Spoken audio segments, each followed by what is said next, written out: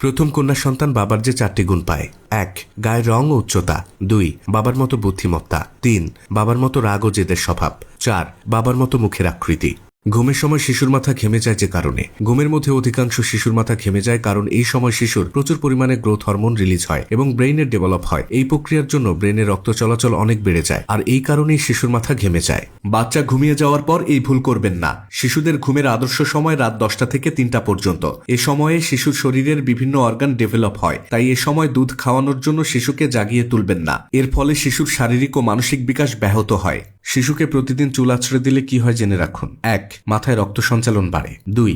চুল দ্রুত ও ঘনভাবে বৃদ্ধি পায়। 3. মস্তিষ্কের বিকাশে সহায়তা করে। 4. মাথার তালু পরিষ্কার থাকে। 5. ঘুমানোর আগে চুল আঁচড়ালে শিশুর ঘুম গভীর হয়। ছেলের সন্তান নেই বলে দুঃখ করবেন না। কন্যা সন্তানকে সুন্দরভাবে মানুষ করুন, দেখবেন এই মেয়েই একদিন আপনার জীবনে ছেলের চেয়েও দামি হয়ে উঠবে।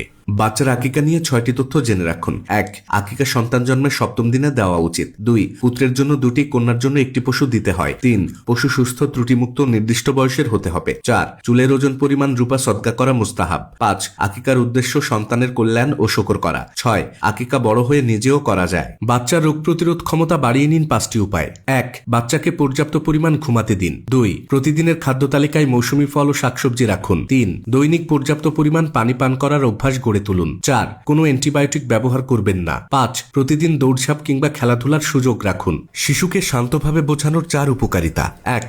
শিশুর চোখে ভয় নয়, কৌতূহল জন্মায় এবং সে শেখায় আগ্রহী হয়। 2.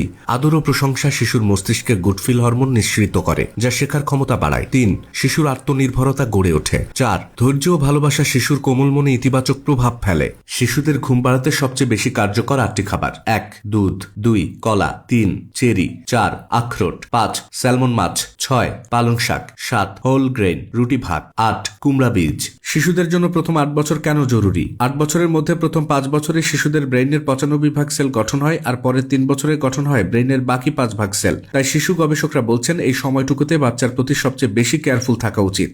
শিশুর অ্যান্টিবায়োটিক চলাকালে যে 2টি খাবার খাওয়াবেন না: 1. টক জাতীয় খাবার যেমন লেবু, টমেটো, আচার। এসব পেটে অস্বস্তি বাড়িয়ে অ্যান্টিবায়োটিকের কার্যকারিতা কমাতে পারে। 2. দুগ্ধজাত খাবার যেমন দুধ, দই, পনির, চিজ, কারণ ক্যালসিয়াম কিছু কিছু অ্যান্টিবায়োটিকের শোষণে বাধা দেয়, তাই ওষুধ সেবনের সাথে 2 থেকে 3 ঘন্টা ব্যবধান রাখুন। শিশুর ঘন স্বাস্থ্যবান চুলের জন্য যে 5টি খাবার অপরিহার্য: 1. ডিম।